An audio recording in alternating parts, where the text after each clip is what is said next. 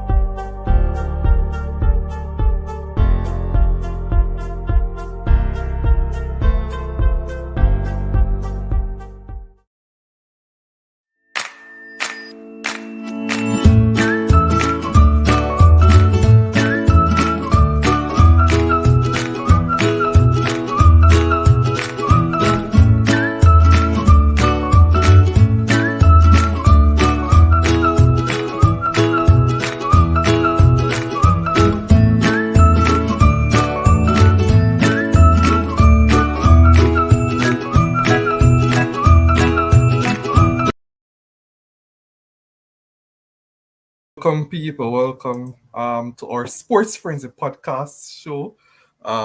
With me here is Mr. Bones himself, the one of the biggest French fan around town. So, welcome. Guys. We had a long day today. We had over 3 hours of football that we bring to you, including preview and a watch along game between Senegal and the Netherlands. Right. So tonight we won't have a long show. We want to wrap this up within less than an hour due to the fact that we have an early game tomorrow at 5 a.m.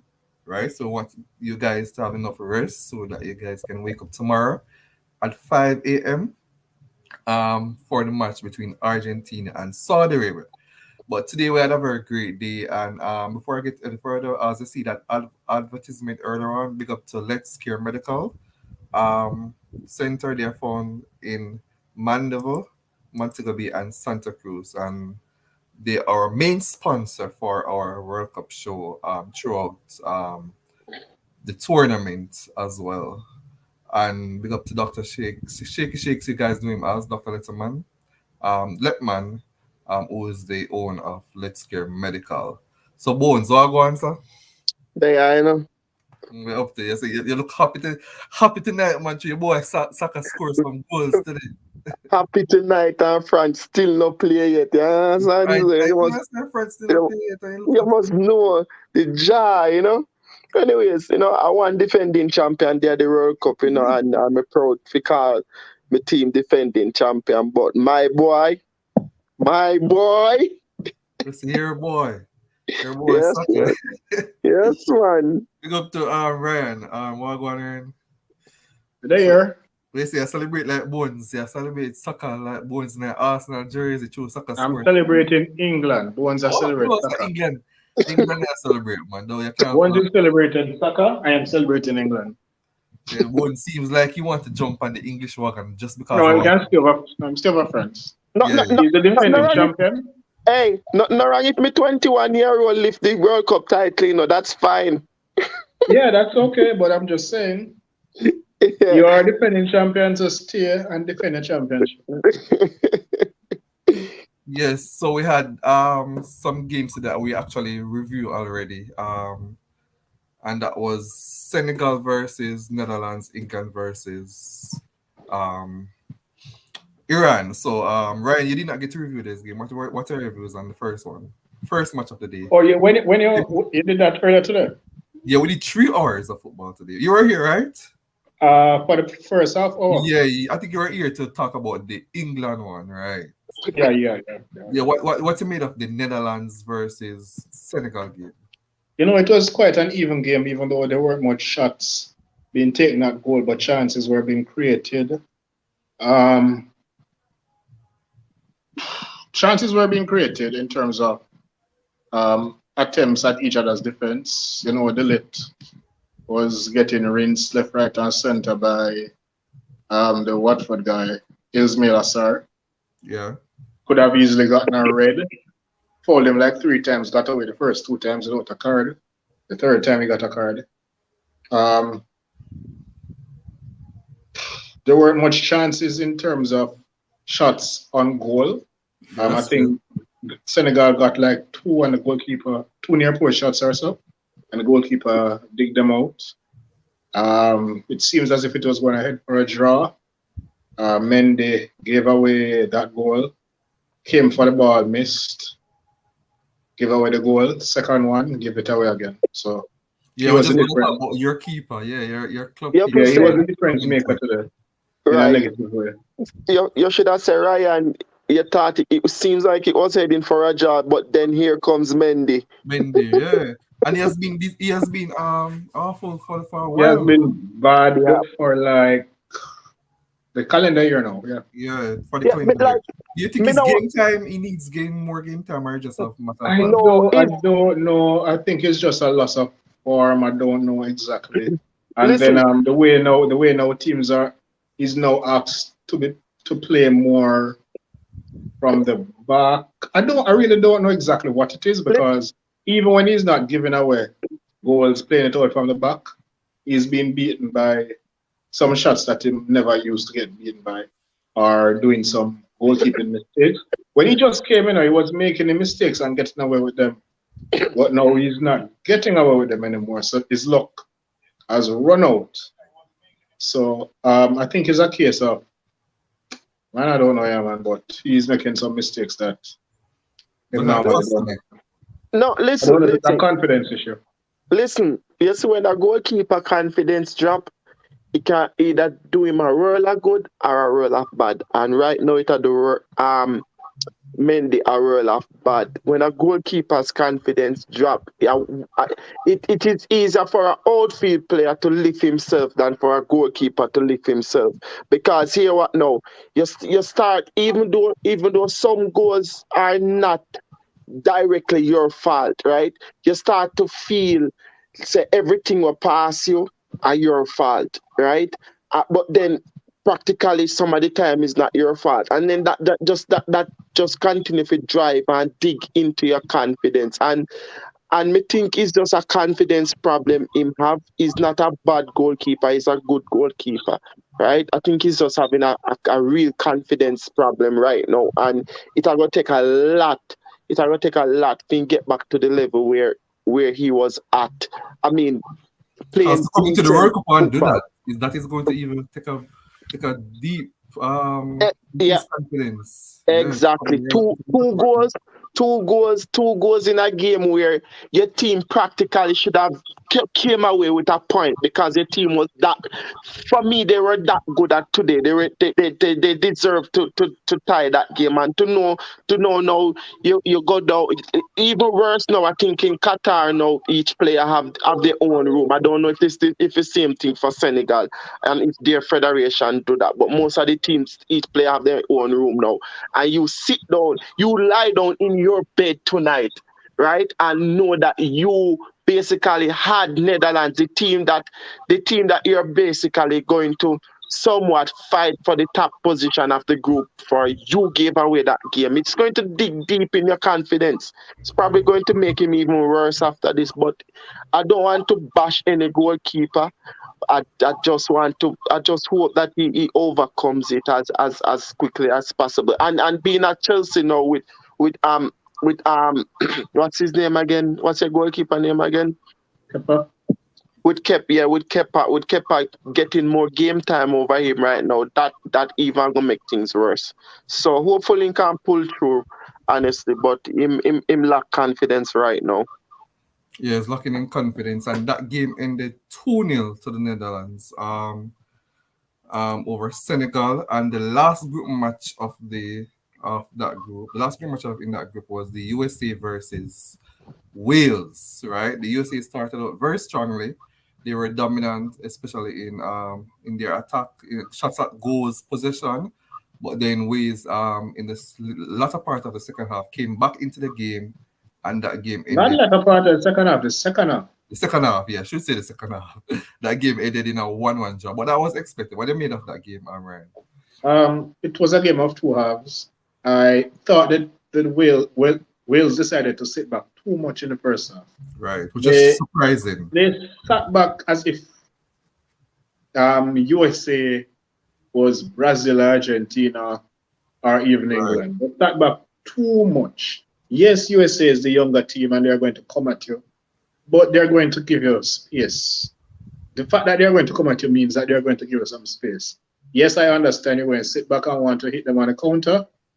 Well, at least that's what they should have been playing at. Sit back and hit on the counter. They did not even try that. Or if they tried it, nothing came out. Because Dan James was anonymous. Bill tried a couple things, never came up. I don't know what Harry Wilson was doing. He was barely there. I think 20 minutes had gone in the game, and the front three touched the ball less than 20 times. So Yeah. it was just that kind of game for them. However, watching USA play, I thought they were a bit too gung ho as well because they were just going at Wales. And even though they got a goal, obviously, being, yeah, they're a young team and all of that. Yeah, that's good. You're going at them, you're playing your kind of way, but you're going to become tired. So you kind of have to pace yourself better. I think maybe it's the opening match and everybody want to make a very good opening impression. But I think they were a bit gung ho. And in the second half, I can see that they clearly lost their legs. And that being the case, when they were trying to, the press that they had in the first half, they could not maintain that press. They could not, when they were trying to go make the early press at Wales, the front three and so forth, trying to make that early press, they did not have the legs, even with the changes. They made changes. Wales, I think Wales made their changes later. Yeah. When there were 5 changes, USA, Wales only had 2. So it was clear that Wales conserved their legs because, they're an older team and so forth. So they really couldn't go at USA as much as USA could come at them. But it was clear that the inexperienced USA lost their legs and they ended up being lucky to come away with a point. When first off, it was seeming like it was going to be a rout. Oh yeah, But Wales, easy walkover. and then I think the change to put Kiefer Moore up top work wonders as well because Bale know what to come out wider and given that he did that, he started to get more on the ball and all of that, and Moore was doing a better job up top in terms of holding up the ball, in terms of being an outlet and so forth. So second half, Wales really took it to them and could have even won the game. That was a brilliant foul by Acosta because I feel that if Bale had gotten off that shot, he was not going to miss. I think that was a brilliant block. And if USA goes through by a point, that is the point that made USA go through.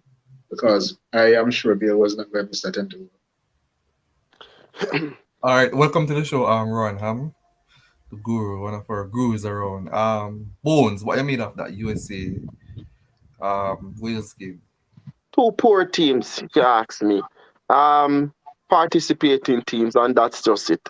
Um, for me, like I hear person saying that US was playing really good first half. Yeah, they would have looked that way because, as Ryan rightfully said, Wales was sitting back too much, and with the ability. When I looked at the Dan James, the Aaron Ramsey, the Garrett Bale, all of those 3 guys put together, right? You think they would be more attacking minded? Just those 3 guys. I'm not talking about anybody else up front, but those 3 guys, you'd have think that maybe they would become more attacking minded, and they just sat behind the ball and they look they look really poor sitting behind the ball. Their clearances were really poor. Their first touches were really poor. When they tried to break that second touch, the first touch might be poor, but the second touch was extremely poor. All of those things that was playing against them in the first half, and that made USA look like they were actually doing something. But when Wales actually come out in the second half and actually start to play some football, like the players they have on the pitch, of course, we all said that more changed the game. Yeah, they started USA USA starting to look average, like an average team out there. And as Ryan rightfully said again, Wales could have easily have won that game in the second half. But if we go back to when we were looking at this group, right? I can remember we said that it is going to be a situation where if they draw this game, it is going to be who get less from England and give Iran more. And right now, if you ask me at the end of today, at the end of watching this group today, if both teams have the potential to get six from England, I would say yes. That's how England are very clinical right now. And the difference with this English team compared to teams in the past is that they do not only have one man depending on a Wayne Rooney who score must see one goal in a must see two or three World Cup, right? My boy Saka have more in one game, right? So it's not about that. These English teams are well-rounded oil Really, machine. Moan? Eh? Really? Yeah. You know who is England's third highest goal scorer in the squad? Oh, Maguire. Harry Maguire. all right. So watch out, The watch out, most watch of out. the goals So, come right. from So Kane and And Sterling. right. So if England, Harry, you so if can't use Harry, one game. You can't use one game and say that England played 6 games in the Nation League and won none. all right, but wait, but yeah, agreed. And only drop down, and England drop down to League B, whatever. My boy, no fear play this, so but we will take that, right? Anyways, what me I try to say is when you look at the team today, Zane, when you look at the English team today, right? They can score goals from anywhere. As even though Mason Mount is not on farm, he can score. England scored 6 goals today. Harry Kane still don't score, right? When you look at the three substitution they made, Grealish, Foden, and Rashford, all can score on a given day and any day. So there is no way I can look at this Wales team that I saw one half and this US team that I saw one half and say England does not have the potential to give them six. I believe that England will walk over the two of them. And it's just, and for me, I go back and I say, it's who get less from England and give Iran more. And I don't know what happened if the two of them draw with Iran. Them better pray England to have a good day with one of them, honestly. But they are poor. They are poor teams, We honestly. don't They, Bones they with are those 2 games against England. Too much politics involved in those Hey, games. hey, listen, politics involved, but these young boys will do something special at this World Cup. They're too closely linked. Josh. But here, what may I say now, Josh? The team, I don't know which side. I don't remember which side England is on. No, England is on France side. The Yeah. Argentinians, the Brazilians. Who else over the side there again? Who we expect for top then group? I don't. I'll have to look Whatever. up the matchup here because it depends Whatever. on who's at the group. Those Anyway, teams, you're not top in your group, so wait, you're gonna those be on the other teams, side. no, me good man. Those teams, England will top their group. Those teams over on that side will be licking their fingers. Those teams that we predict to top their group over on that side will be licking their fingers after seeing US and Wales play today. Honestly, because one of them finishing second, so they will be licking their fingers. There's just two poor teams for me. That's the honest truth. Two very poor teams. Mr. Ham, what you made of that last game today? Since we reviewed both the earlier games, but what you made of the last game at 2 p.m. USA Wales? I agree with Ryan's assessment. That change that was effected by Page when he pulled Dan James, who was ineffective, and key for more. Big 6 feet 5 inches. We see him week in week out at Bournemouth, giving Premier League defenders trouble, and he was able to be very influential.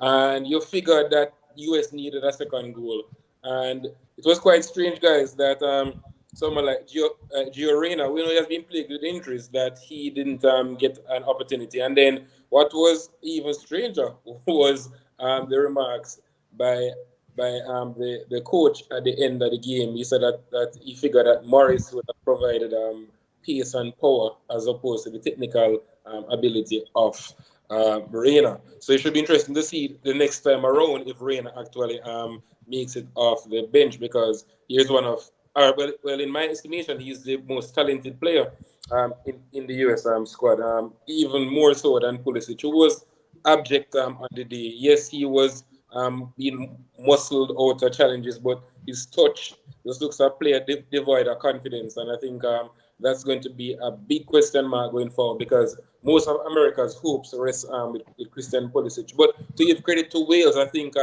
it's that team, guys, that we all agree they have their limitations, but they play within their limitations. And you know what you're going to get from them. You're going to get grit, you're going to get heart, they're going to leave everything out on the field. And some of these players that Bones mentioned, you have to realize, Bones, that they are coming to the end of their careers and they are not necessarily in form, the likes of Beal and Ramsey, because remember that for the better part of more than a decade, they have been basically carrying the torch for the world. So it was good to see someone like Johnson springing from the bench. Yes, someone with Jamaican roots who has done quite well in the Premier League for Nottingham Forest getting a look in. So I think they will be glad that they got a point from the US, and they'll fancy themselves against this Iranian team that seems to be in disarray. We spoke about them this morning, but based on how chastening that defeat was this morning, I dare say it's going to be a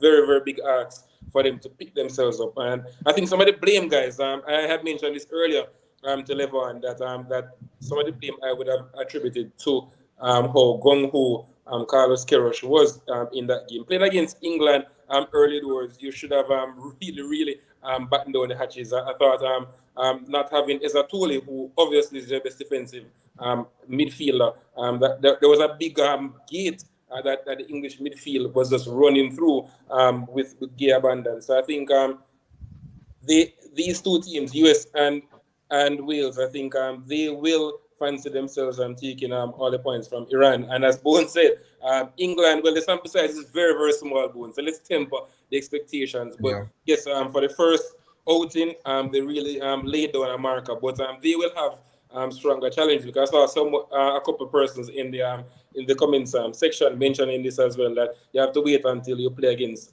quote unquote a bigger team, a stronger team, to have a really, really good gauge of how good England is this time around. But it's good for people of English pursuit. I think Josh and obviously Ryan, they're heartened by the and fact that Bones. they finally seem to be playing with the handbrakes off, as opposed to Yeah, years that the team was far too good to be conservative.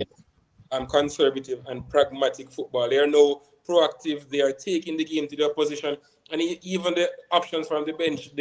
Most of these players are players who, as Bones rightfully alluded, they are not world beaters, mind, but they are players who can effect change to the game. People like Madison, people like Wilson, the aforementioned Foden, all of them. They have Rashford, who as we spoke about on the podcast, I think last night or the night before, that he is someone who, when given space to run into, can trouble the best for defenders. And I think And he's in form now. That's the thing. He's in very good form and he's fit, and he seems to have his mind fully focused on football again. again. Because remember, he had a distraction. He was injured, and Last season, right? A terrible season last season. all of that. But now here is a player who seems to be focused, and he should be entering the prime of his career, being 24 going on 25. Yeah. So really should be entering what you would consider to be the prime of his career. So I think England has laid on a marker. Wales will be very, very heartened by the point. The US will take it as a defeat, because they led and they figured that they had the beating of the women team early doors. Iran, they need a pick me up real quick. And I saw Kay kind of mentioned in the comment about USA Iran should be interesting. But this group seems to have a lot of politics involved. Looking at it, a lot of politics. Everybody in the group don't like England. Yeah, but England and Iran also have politics. Right. England and Wales have a long history. rivalry. England and USA is the next politics/rivalry. Yes, Right. And then Iran and America. And then Iran and USA. All the way from Ayatollah Khomeini all of Yeah, these from sub. Ayatollah, right? And then the Iranians footballers, they actually protested what's Right, happening at home So, right. regarding, as he mentioned, Ayatollah with the clampdown on the protesters as well. and guys, finally before because we have a number of games to get into, but that injury to Berenvad early doors. This is a goalkeeper who obviously is a talismanic presence in goal, and I think that was along with the fact that Azmoun, who is their most prolific striker, even more prolific than Taremi, who we know has been doing very well for Porto for the last since and his prime for a big move. So they had a number of issues, subplot, and they were overmatched by a very, very, very vibrant and very good looking English outfit this morning. And as I Yeah, mentioned earlier on, regarding that, one more point. You mentioned Carlos, right? That he did not make certain decisions, Yes, You think, but he's normally known as a tactical, precisely. right? So were you surprised by that? Very, very surprised because he's normally famed for being very meticulous Right, in planning. in And his that's why I only had England winning 2-1 because he was a coach. precisely. Yeah, because of the coach, right? He And, was responsible basically for United winning that second Champions League somehow. and Josh, the last two World Cups that Iran has been to, 2014 and 2018, they were dour in defense, hard to break down, Right, they were and hard to break on down. the counter attack. So But I'm hearing That's today definitely one of the on big guys. ESPN. Huh? I'm hearing today on ESPN that the players didn't want him back.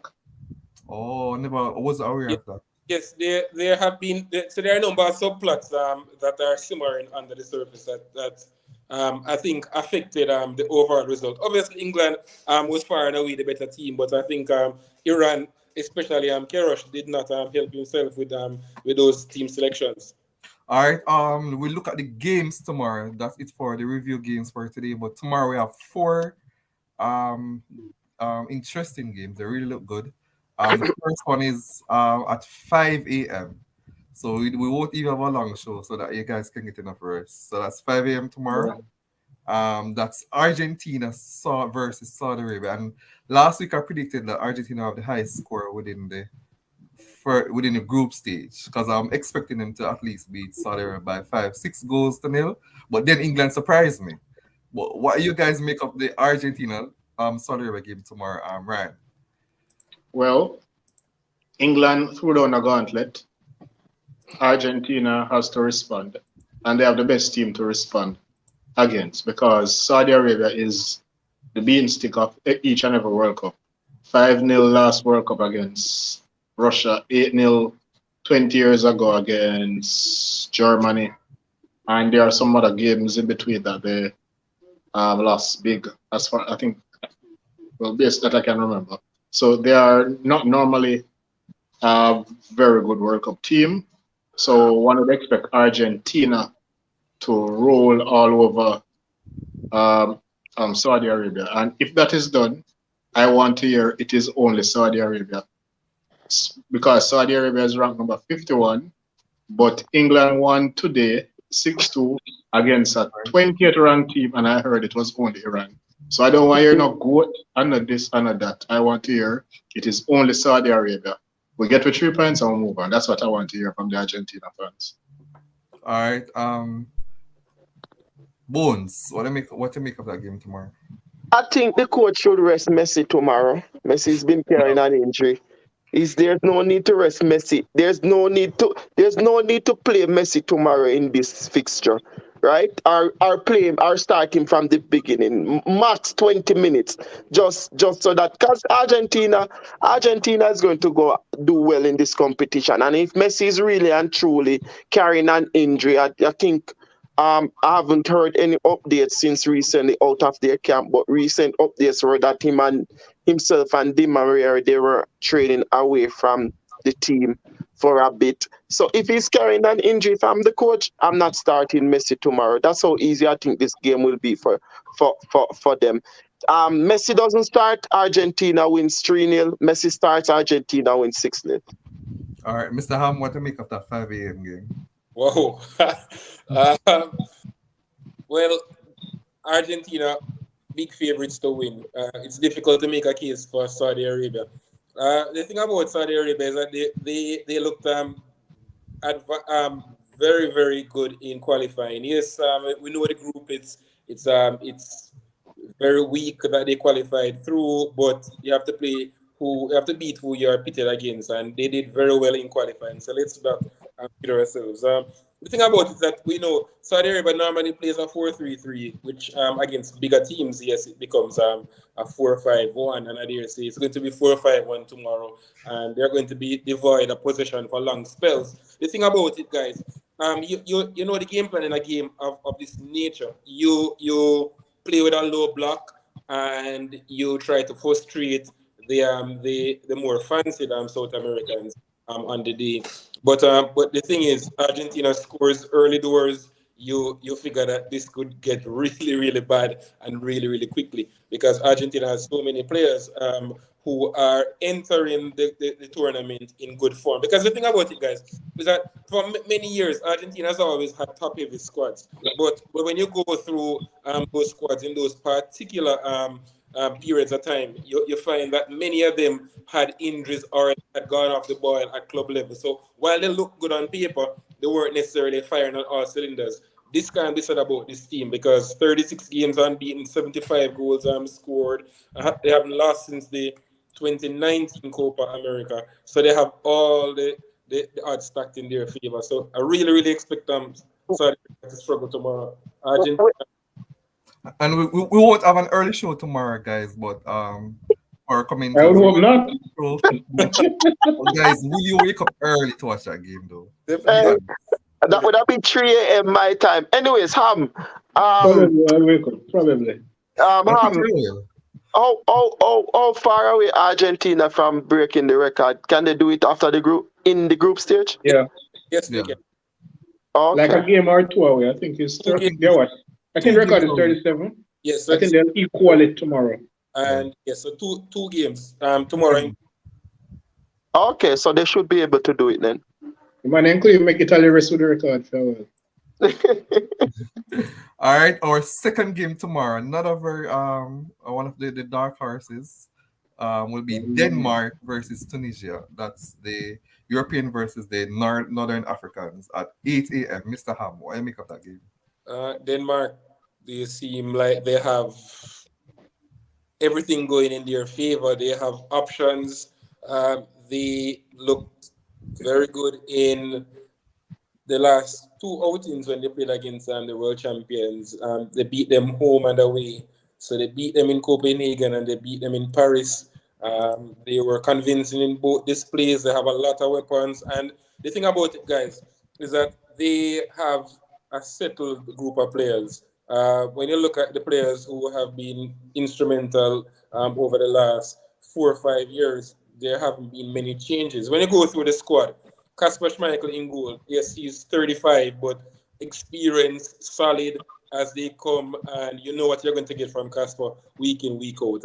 He trust me, he hasn't embarrassed that surname one bit because remember his father is legendary Peter Schmeichel, and there was nepotism that was claimed to be at play initially when he made his first games. People were saying that because of his father wasn't all that good, but he has really done well. No longer plays for Leicester, doing very well in France, even at 35. So you know what you're going to get from him. At the back, it should be interesting to see whether he goes with a back three or a back four. Normally he goes with a back three, but I think he may go with a back four tomorrow, which may find Simon Kerr, the regular captain, out because he got injured after the European Championships last year. He's back fit, played a couple of games for Milan before the season stopped to facilitate the World Cup. But you have Anderson, you have Christensen at the back, players we know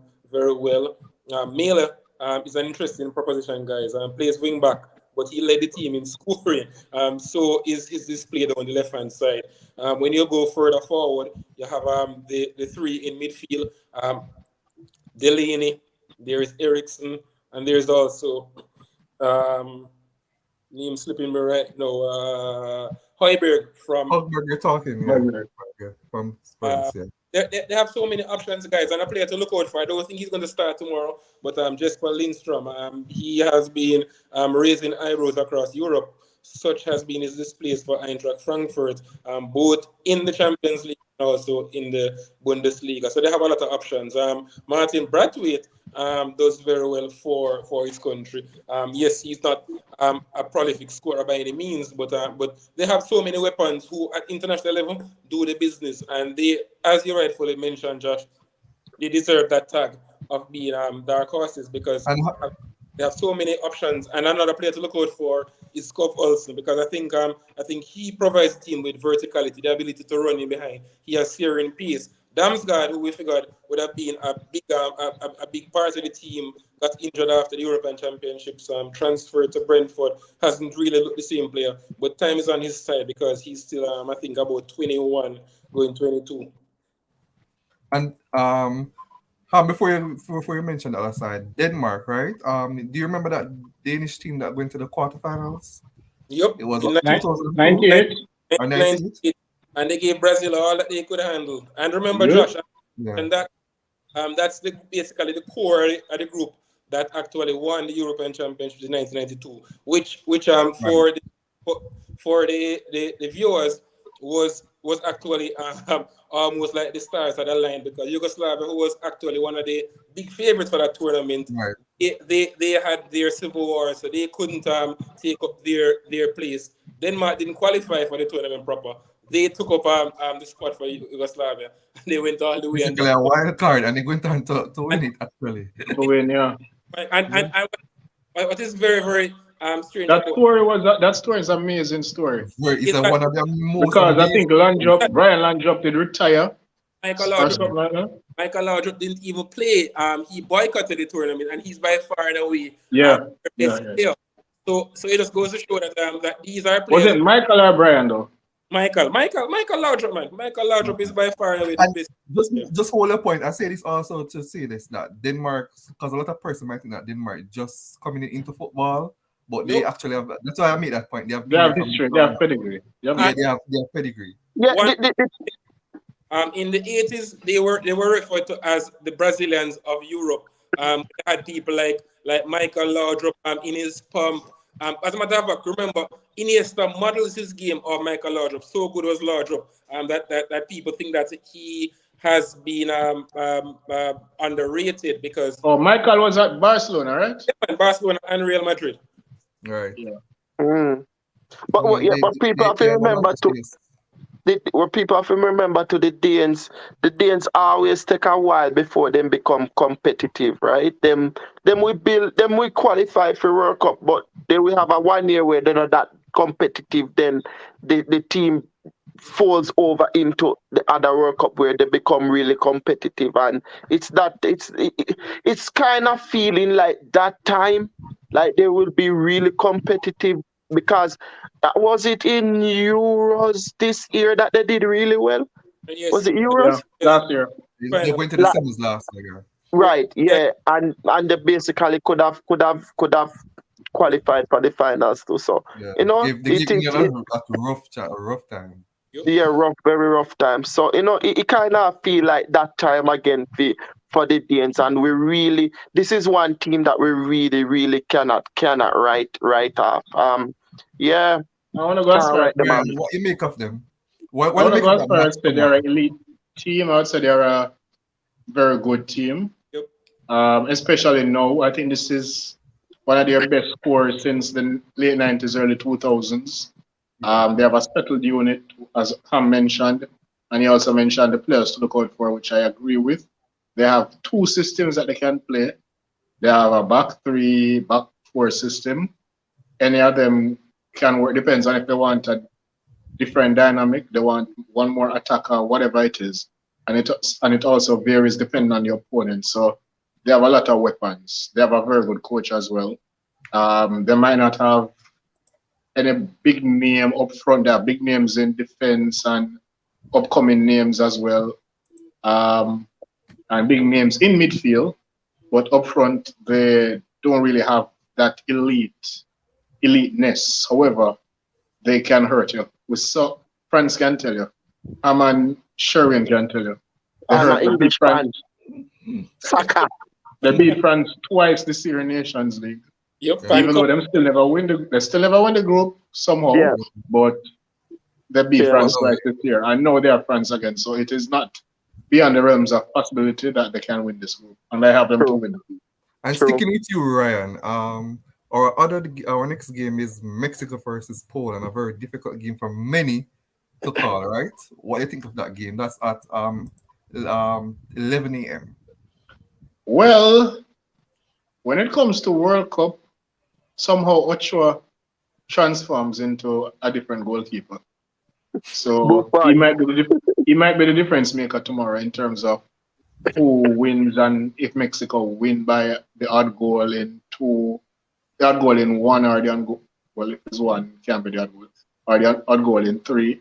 So um, it will be I think whoever wins this game tomorrow will be the team to advance in second place.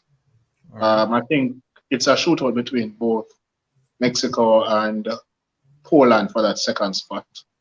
All right. So, but for me, I think Mexico has a little bit more than Poland, even though they are not playing as a good, they are not playing good as a team over the last 2 years or maybe even more than that. But I think they have a little bit more pedigree. Poland, I think, is a younger team. I think they're a younger team, yeah. However, when it comes to World Cup, somehow they just can't get it together. And this So might be for me, Lewandowski last tournament. huh? Yeah.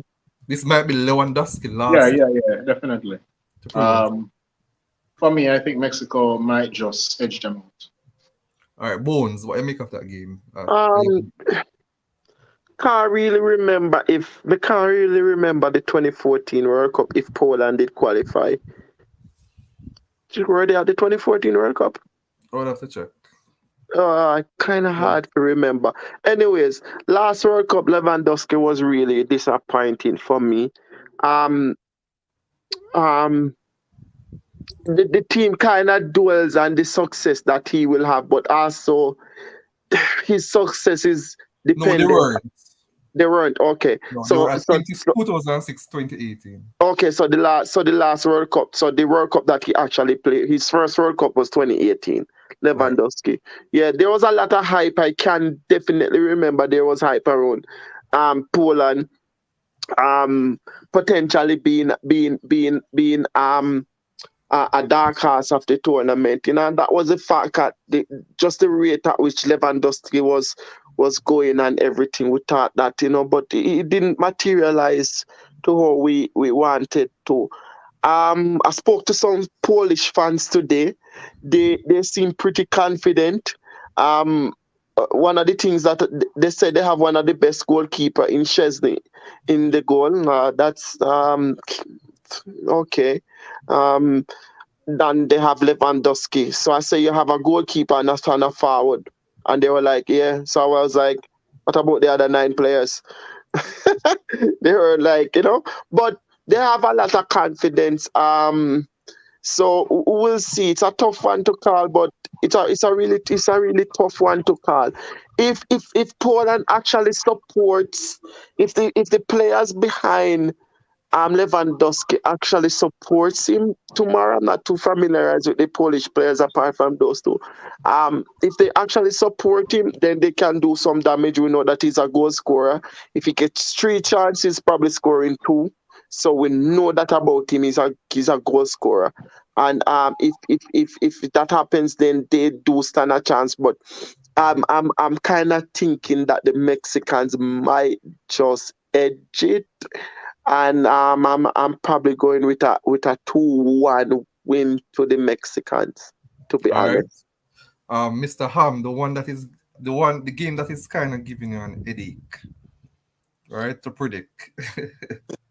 Yeah, yes. Yeah, As I can see that one giving you an headache. What do you think I about would that one? really say headache, but I'm listening to what Bones is saying, and yes, he makes some valid points.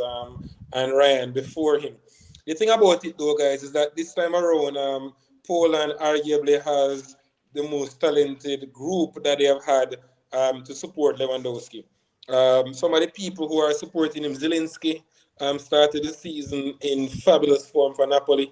Yes, we know Kvaratskhelia gets all the plaudits and deservedly so, along with Osimhen for Napoli. But Zielinski is very, very good. Ambipedal, so he's able to use both feet. Zimanski having a very good season at Feyenoord. Another player who plays right in behind. Matty Cash, who many of the viewers will be familiar with. Bones is not in his head there. Remember, Matty Cash is now a Polish citizen, and he will be from the right, and we know Cash is good going up and down that right flank and delivering crosses, which Lewandowski feasts on. Yep, Uh, yep. and on the left hand side, you have Zalewski, who plays his club football for Roma. So they actually have some weapons that he can hurt. Off the bench, Arkadiusz Milik, who plays for Juventus, is there as well. Piatek. So they have some good pieces around Lewandowski this time around. Interesting if the coach actually goes with Krikoviak in midfield, because his best days are long gone. I think Bielik, who Bones remember, he was on the books of Arsenal for many, many years. Yep, yep, yep. Away, he was highly rated by Wenger, but he couldn't stay fit. Promising player, now around 25 or thereabouts. So this should be his coming out party, because he has long been outed. I think he has a role to play in that team. On the other side, guys, it was interesting because I was watching this clip with Juan Carlos Osorio, who was the previous Mexican coach at the last World Cup. And Osorio was saying how Raul Jimenez was struggling in a rondo drill, just one of those drills that they do in training. And he doesn't think that he's going to. They're thinking that Mark or Funes Mori will play through the middle for Mexico. And Jimenez hasn't been the same player since that clash with David Luiz. Let's not fool ourselves. But he still gives them a focal point, and he gives them pedigree leading the line, as opposed to Martin and Funes Mori, who have been exposed at this level. We have seen it time and time. Funes Mori scores a bunch of goals in his domestic league, but when he actually plays for Mexico, just doesn't look like he can do it. Pressure is on the Mexican coach Martina, because he didn't bring Diego Lainez, who has been touted as the golden boy of Mexican soccer, because remember he debuted when he was about 17, now 22, finds himself on the outside looking in. I think all the pressure will be on Vega and Lozano, because I think they will have to carry the brunt of the attack. In midfield, we know Alvarez is going to do his thing. Legs does Guardado still have? Because he's now 36, ageless. I think he made his debut around 2005. And so this is his fifth World Cup. Andres Guardado still plowing. I think he has played about 170 odd games for Mexico. So long has his tenure been with the Mexican national team. But I think Poland edges it, guys. I just think Mexico, there are just so many question marks around that team. The legs in midfield, because I think Herrera might start is also another worry for me. Because yes, brilliant player on his day. I think on the wrong side of 30, I think age has started to catch up. I think Poland edges it. And yes, I think Mexico scores. So I'm going to go reverse of both. I'm going to go 2-1 for Poland. Poland. All right, and our last game for the day, guys, will be both of these gentlemen team, France, right? The defending champions, they will be playing Australia, right? A team that normally crash out in the group stages. And just to let you guys know that that is how we're going to start our day. We'll have a pre-game show at 1 o'clock. That's 1 p.m. tomorrow, where we'll review all 3 games in the morning, and then at 2 we'll do a watch along with the French game. That French versus Australia game tomorrow. So basically we'll be online tomorrow for 3 hours.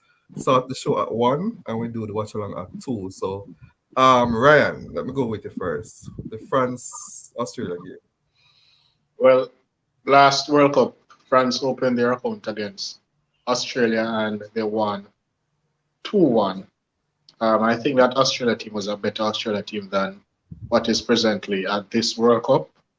The French team remains to be seen in terms of what kind of France will turn up at this World Cup. So tomorrow will determine which France it is that makes this World Cup trip. However, that said, I think France will have way more than Australia, and as such, I expect France to win. Their midfield is way superior than Australia's. Their goalkeeper, even though he makes mistakes, silly mistakes at times, still better. Front line, they still have Mbappe. Well, he and Giroud was there the last World Cup and they won, but Giroud is 35 going 36. But still, when you look at Giroud at AC Milan, he's still performing. Um, and their defense, I think, even though they might not have a great right back, they have a very good left back in Fernandez. It also remains to be seen if France will play that back three formation, 3-4-1-2, which they have been playing over the past year or more. I think it might be the formation he goes with, given that he has consistently played it for over a year. I haven't really seen a reversal or he having the intention to use two different formations.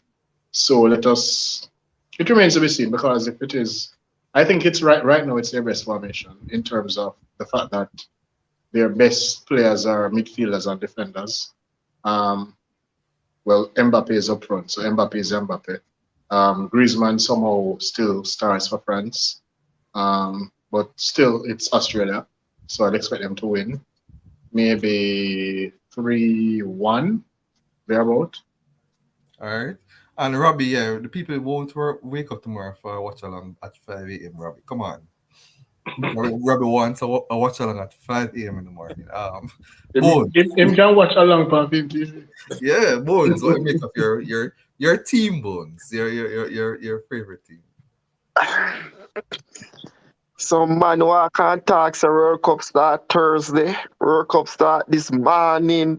World Cup actually starts when the defending champions play. So, everybody, all right. The defending champions play tomorrow. That's when the World Cup begins. I don't know. First, let me say this. I don't know why the World Cup cannot start with. I understand the host team starting the World Cup, yeah, but I can't understand why the defending champions play. 3 days after the That opening of was the World usually Cup. the case, They used to have a case like that, I think. When Yeah, and then France lose and them say we're not bad at it. yeah, they used to do it like that before.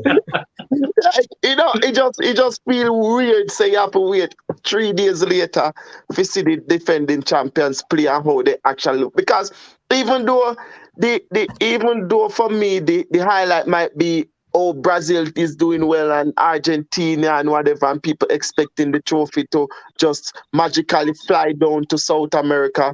I think everybody's anticipating this French team and what will happen tomorrow. Um, I am still skeptical about this throughout the back system that they've been playing. Ryan, one of the corrections that I have to make is that he's been playing that system, but it's been a trial system. He has mixed it with his original 4-2-3-1 some of the times, especially in Nation Cup. But when he goes to his 4-2-3-1, when he is in trouble, he goes to that 4-2-3-1 every single time, right? So it's going to be interesting tomorrow what happens. I still think the French team is a really good, talented team, just as the English team is, just as the Brazilian team is, just as the Germans are. I think they are a really, really strong team. I heard the coach saying today that they don't need Benzema to be there to motivate the team or whatever because he can find pep talks to give the players are around each other. They can motivate themselves. They know what is at hand, what is at stake, and this is the thing. Even though I might question some of his tactical decisions some of the time, this is the thing that I love about him. He will find ways to get this team going, to motivate this team, to get this team to play some type of football. We might not not play the best football some of the times, but he knows how to grind out a win. And that's why I'm kind of hoping that this will be one of the year that he can manage to bring France not just to the quarterfinals or to the round of 16, but to propel them to actually compete in challenging for the title. And I think with the talents that we have at the back, the talents we have in the midfield, the talent, even though we lose two key midfielders, it doesn't matter. I think we still have tremendous talent in there. The talent we have going forward, even though we lose Ben Benzema, that I think that is still fine. I think we still have enough because even if, and I don't know how much Ham would agree with me on this, even if he doesn't want to play Oliver Giroud, he can play Mbappe straight down the middle tomorrow and have, and as I said before in when we were discussing the team the other day, he can play Benzema, Mbappe straight on the middle, and Coleman and Dembele on either side, and that for me still would be okay. That will still would be a fiery front four with Griezmann right behind Mbappe. If so be the case, if he wants to go with his 3-4 whatever system that is that I don't like that he plays, then fine, we can still do that and include Oliver Giroud up front, who is still, I think, is a very, very, very important player, which always slows down the play, holds up the play so that players like Mbappe can make their runs and all of that. I think the French team is super, super talented, and I'm not speaking of the fact that it's my team. I think they are really, really super talented. The experience of Rabiot in the midfield is going to be crucial because beside Tuchomeni, remember, I can't pronounce his name properly, right? But I think that will be our midfield too. And as I said, it Griezmann behind Mbappe or Giroud and Mbappe out wide, whichever case with Giroud and Mbappe. Anywhere you take it, Coleman or Dembele can start. It doesn't matter. At the back, I think we're super strong at the back. While we are kind of weak on the right hand side, and but I think Pavard have more than enough capability to handle himself. My concern about Pavard is um um if he gets injured too early, seeing that we only have Kunde as the next option, who also is super talented and who also can start, right? So it's a very talented French team. So it doesn't matter. It doesn't matter what person say. This French team will try their best and do their best to defend their title. It's not going to be France drop out in group stage. I don't think this is going to happen this year. France will actually dominate this this Australian team tomorrow. They will come again Saturday, and I actually think when we get there, I'll tell you my prediction for the Saturday one.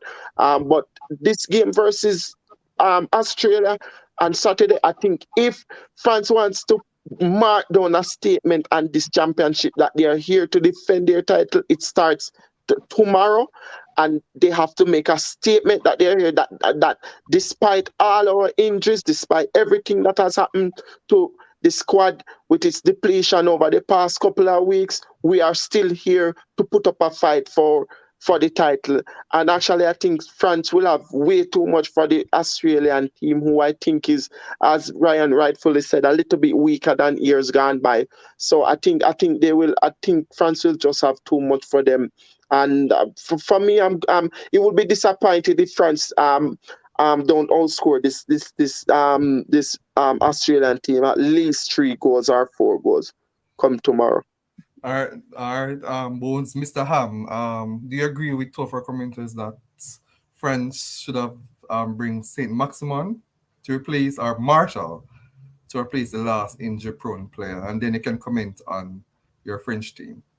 Uh, any of those two could have been selected, but I figured, in my estimation, I figured that on form over a protracted period and looking at who he has gone with, I figure that if he was selecting a 26th member to replace Benzema, I figure that person would have been Moussa Diaby, plays for Bayern Leverkusen. Versatile attacker, plays off both feet, has pace, one of the fastest players clocked in Europe this season, and has goals and creativity in abundance. So I figure that he would have been the next in line Preferred. instead of those two. But those two also provided viable options if Deschamps decided to add another. But he said after he had selected Randall Kolomoani that was it. He wasn't going to select anybody else. Anybody So else, right?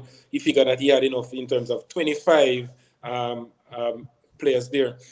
It was interesting what Bones mentioned about Pavard, because Pavard is, if we remember, by trade, he's really initially a centre back who was switched at Stuttgart to play on the right hand side, and he has done very well at club and international level. He plays within his limitations. You won't get too much. He will go forward, but he's not as rampaging or marauding as Theo Hernandez, but not many are on the other side. So I think he provides balance. But I also agree with Bones. I figure that going with a back three, especially in a game of this nature, I think because when you go with a back three, guys, and we spoke about this morning, you need those two centre backs, either the left one or the right one, to be able to advance the ball and bring the ball up. Because remember that your wing backs are playing higher up. So when you have possession, it's almost like your centre backs become auxiliary full backs, because your wing backs become wingers in that system. And when you look at playing against Australia, who you figure are going to be devoid of position for long spells, you figure that you'll be better served having another member in midfield, especially down that right hand side. Because when I look at the composition of the team, guys, quickly, or what we figure will likely happen, even if it goes with Kamavinga as opposed to Rabiot, both of them are left footed and they are nominally players who are box to box. Choumeni will be your sitter in midfield, right? So you figure that they will be progressing the ball down at left hand side. So you expect that France will attack mainly down the left with Hernandez, who will be bombing forward. Mbappe, who likes to drift out into that space as well, and either Rabiot or Kamavinga. On the right hand side, it's interesting that he did not select Jonathan Klaus, who is a late bloomer, 29, basically appeared from Yeah, nowhere. late And bloomer for real. and has been doing very, very well because he's instrumental in the way how Marseille plays. He's originally a winger by trade who is a converted wing back, so he brings a lot in terms of attacking. I figure that he could have made this 25 man squad and given Deschamps a viable option. We know that Coleman can play there. He has tried Koeman there in the past. Koeman has played there for Bayern Munich as well. So that's another option that they can use. Should be interesting to see if Dembele gets a chance, because on his day he's arguably the most talented player in that squad in terms of attacking.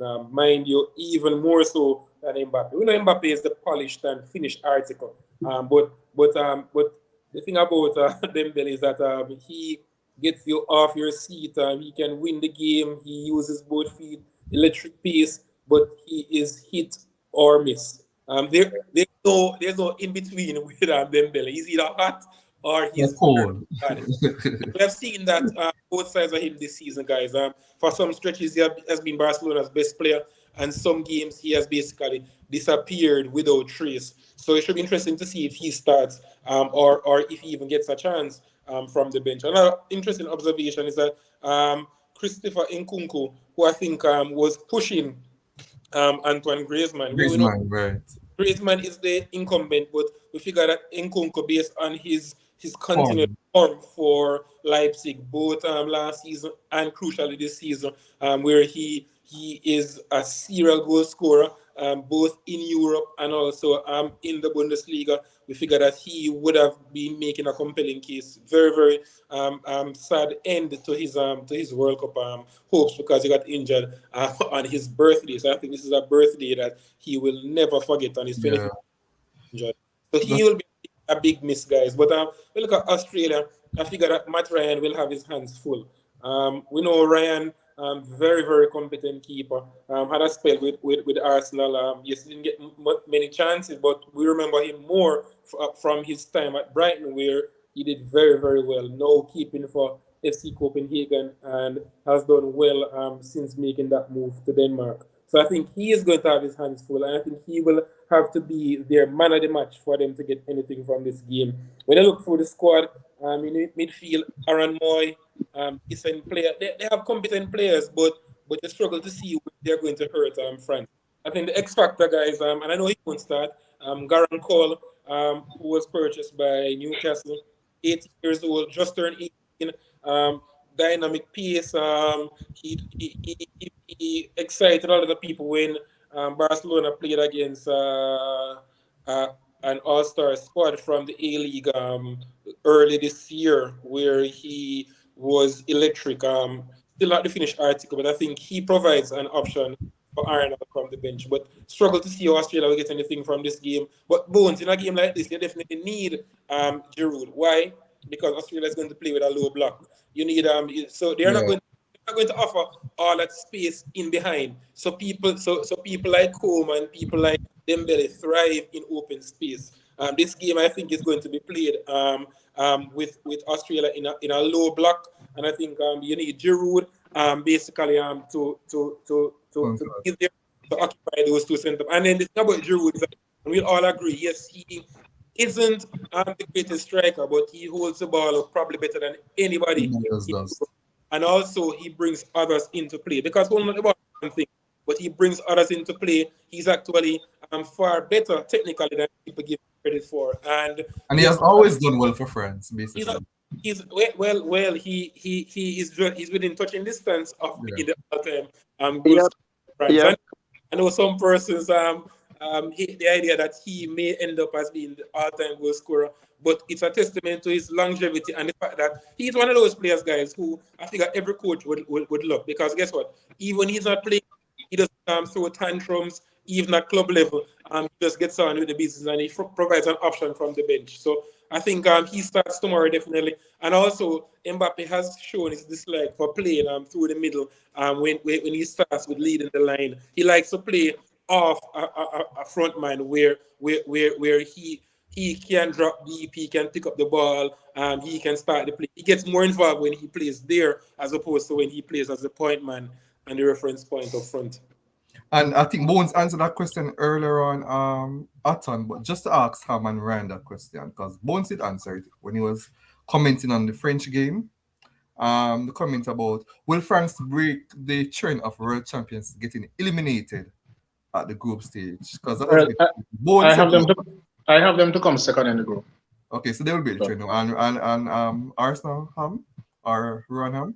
I also concur with Ryan. Tempered expectations, because yes, we know it is what it is. Injuries aside, if they had their full cadre of players, you figure that they could have made a real fist of it. But they're still talented players, but losing so many key players, and there are question marks over a couple others. Loris, Ryan rightfully mentioned, getting to the end of his rope. He is the captain of the national, so he will start. But you figure that on form before injury, that Michael Mannion was the better goalkeeper, based on what we had seen for the last almost 3 years, that Loris has almost fallen off a cliff.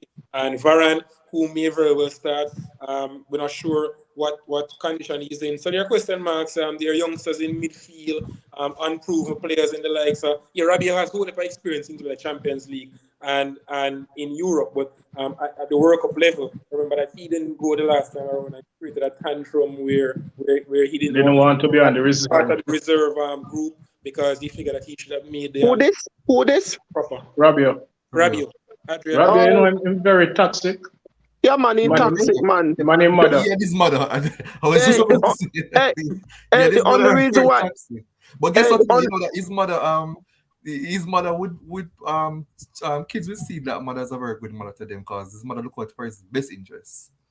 the only So reason why me call in here, me not actually have the experience, with yeah, Champions League and whatever. I only because me just feel safe in go with the two youngsters, them it a go be a little bit too young. You see, like how England mix Gareth Southgate mixing team today with Rice, who had the experience, couple um past tournament experience, and he mix him with Jude. Yeah, we have to do something like that. Seeing that Kante and Pogba, who would have been regular starters in the team, not there. You get what I say? You would have So, you tournament guys will have to experience, come you in. know. eh? You would have tournament experience, you know. Yeah, no, you understand what me I mean, man. The man just arise on the scene, man. You And know the me. same You amount know of me. tournament experience the rest of Judah. And somebody asked the guys what you made of yeah, outside of the World Cup, before you guys go, what do you make of the schoolboy football? Where the top two teams in Jamaica will play the top two teams in Trinidad in For how January. long? How long? We don't know how the format is, but somebody asked a question. It was announced today. Good idea, but it should be extended to 4 teams from each country. All right. That's start. So Yeah, it's it a is what it start, is. but very good idea because at the end of the day, what I said, what How I, they determine the top two team? The Manning Cup team I and think it would the be the Manning Cup and Yeah, the Da Costa Cup yeah, team. because those top two teams we play in the Oliver Shield. Right. We would play oh in the okay. Oliver Shield. But for me, you have to, for me with the kids, with the youngsters, you have to have continuality with the youngsters. You cannot that some teams, top schools will start training end of May, right? And that's basic training, right? That's tryouts, right? So mostly technical work, not like and play some ball for the coach to see who really he want to call for the squad for July, right? Officials training start July, right? At the end of the school semester. So you train half of July, you train August, 1 week in a September, and then the weekend of September, that first or second weekend of September, the school by football start. So that are practically 2 months you train. Then you play September, October, November, if you go that far, right? So that's basically now we they at 5 months out of football out of the year. The youths have to, if Jamaica really serious about their football, the youths have to play more football than that. After schoolboy football done, then go and play Corner League. Can you have schoolboy football where you spend millions of dollars on since end of May? I play Corner League at the end of the schoolboy football season. No man, Jamaica have to take the thing more All right, serious. Bones. You We're understand? going to have a show on that schoolboy football like last week. Yeah, man, We'll you do have to that. have a show, yeah, man. Irritating, Yeah, man. Honestly. we will look at the semifinals for both. For the semifinals review. For both Manning and the Costa Cup. So, guys, thank you for being here, Ryan, Rowan, and Bones. Remember that an early game is tomorrow at 5 a.m. Argentina versus Saudi Arabia. And big up to Let's Care Medical. They're located at Shop 5 Juicy Plaza, Mandeville, as well as in Montego Bay and Santa Cruz.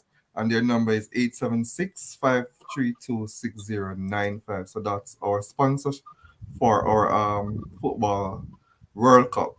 So last minute from you guys. Anything you guys want to touch on differently? Just to extend Bones' line of reasoning just now. Totally agree with him. I think more football needs to be played. I have this idea and I'm going to throw it out there so I can get your opinion, guys. So my idea would be we keep the Docker Cup, we keep the Manning Cup, right?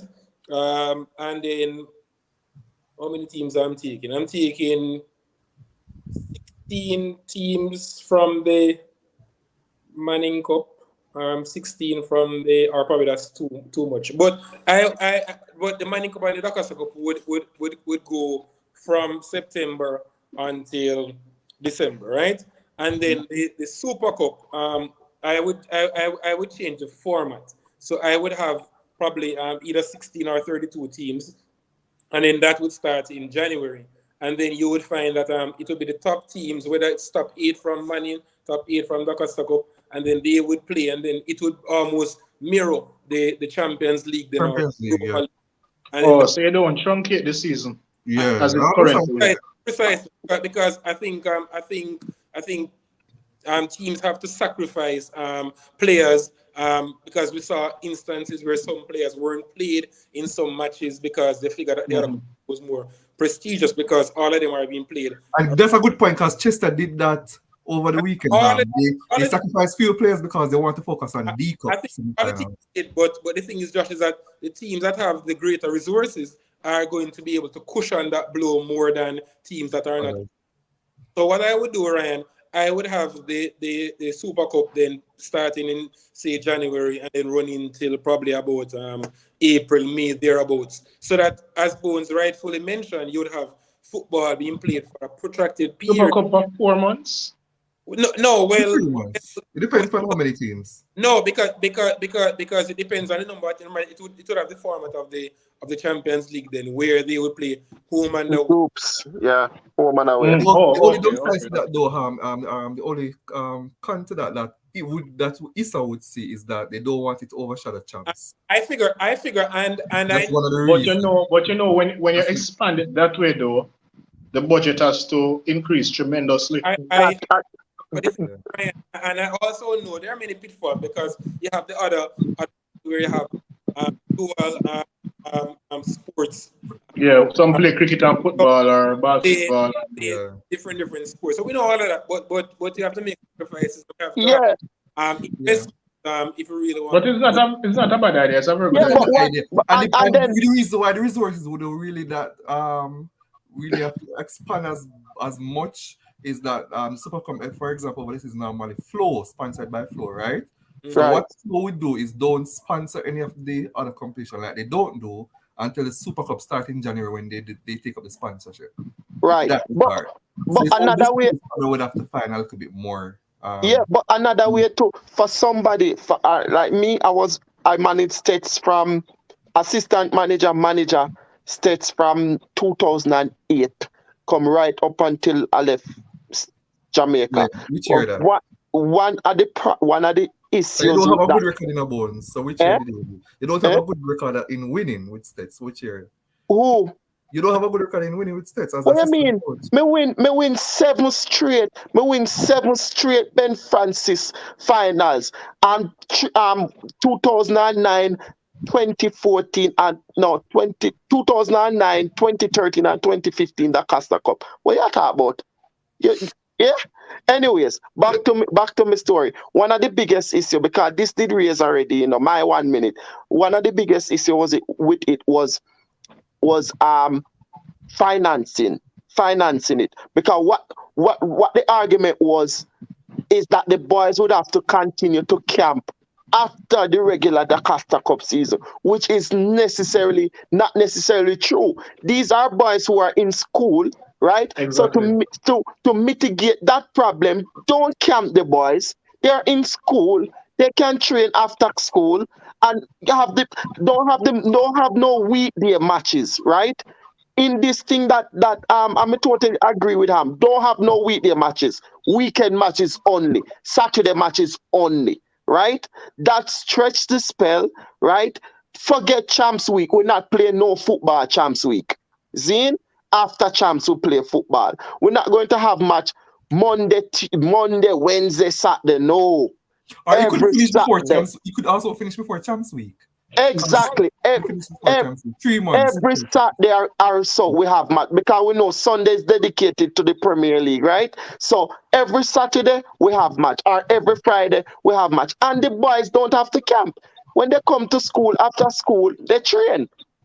You understand? The JC? We know the big traditional schools them would have camp them boys, but for me feel like it's a direction where Jamaica need to go in. That's Yeah, they just have it. to. The 4 months won't work for real. Ryan, your last minute.